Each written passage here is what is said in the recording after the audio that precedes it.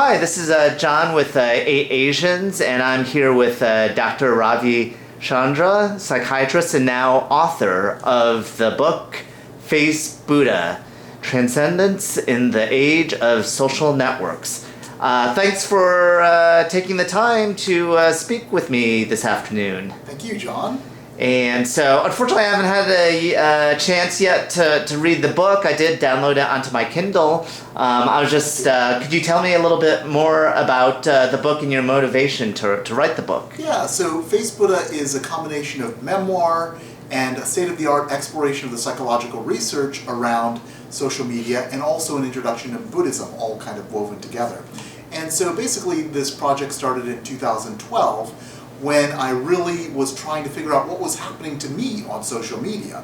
It seemed like such a prominent and ubiquitous part of my life, and spending a lot of time on it, for good and bad. So sometimes I would notice some very good things that happened on social media, but I would then have more ambivalent experiences, and I kind of needed to sort out all of those effects and come to terms with this, what I call this new intruder in our midst. And so I started reading research articles and started writing and thinking about all the issues that come up with trying to relate through screens. Interesting. Yeah, I've heard, I'm a big user of social media, specifically Facebook, and I've heard some positives and also a lot of negatives about social media. I'm curious, being such a big social Facebook user, what some of the downsides could be. Well, so I think there should probably be a Surgeon General's warning about social media, but underneath it all, it should say results may vary. So it really depends on you and your own personal. Everyone, I think, comes to their own adaptation to social media, and so they can get things to work for them. But I think what most of the psychological research has shown has been negative about social media. The positives are that it can, at least for the short term, promote a certain amount of emotional closeness and a sense of belonging. And it can, there are all sorts of other positive effects which we can notice, geographical connection across a large geographical range and things like that. But the research has been predominantly negative, talking about a causative effect for increased depression, anxiety, loneliness, low self-esteem, narcissism, increase in narcissism, and even suicidality is increased with increasing time on social media. So I think basically my book is trying to help people develop wisdom about their social media use, but also connect to a story about relationships, because the book is also largely my own Asian American memoir, immigrant memoir of relating to others in the real world, and also the family back home in India. And so that's those form the kind of core threads of the book. Okay.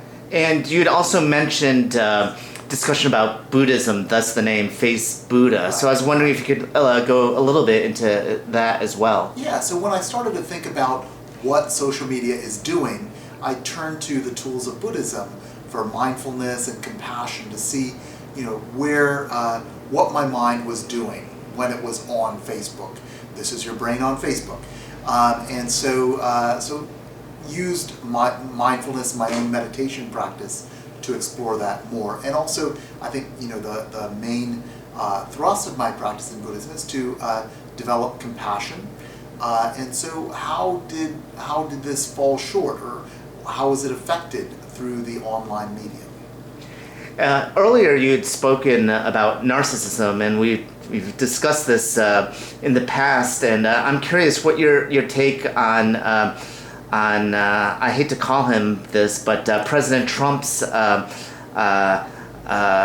Twitter usage and his narcissistic behavior. Well, it's certainly, first of all, it seems like it's very impulsive. I mean, he just throws off this rash of tweets every time he gets worked up about something. So it seems very impulsive, and it's all, it seems his presentation is about defending himself. He's like always, anytime he feels maligned or looked down upon in any way, he's quick to fight back. And so I think those are his defenses. He can't roll with any punch.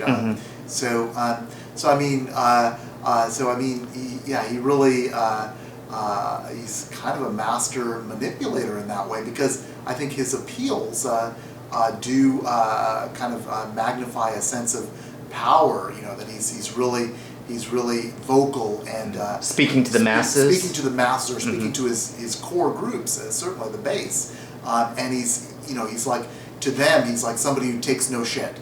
He's like the ultimate troll. He'll just like get in the face of anybody who crosses him.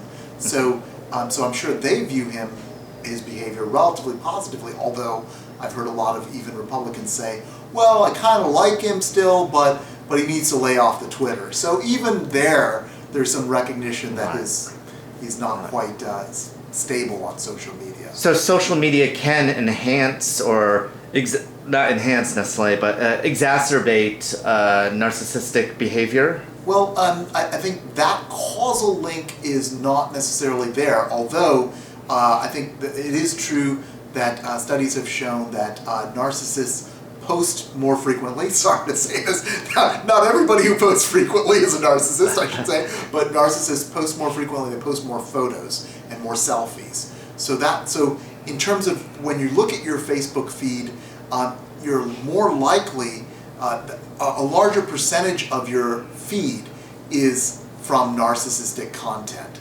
compared to real life relationships. So narcissists are more concentrated online. And it's also true that narcissists are generally happier with their social media outcomes. They perceive greater levels of support because they also have a larger number of friends, and therefore their audience is bigger, and they tend to get higher likes, and that just feeds their egos as well. Great. So if one wants to get a copy of your book, how does one get a hold of it? So if you go to facebuddha.co, you'll see all the links to all the online retailers, and for the ebooks, which are available on all the major sites, and also the hardcover book, which is available at Amazon, Barnes & Noble, IndieBound, your local independent bookseller, Powell's, etc. Great. Thanks for your time, and good luck with the book. Thank you very much.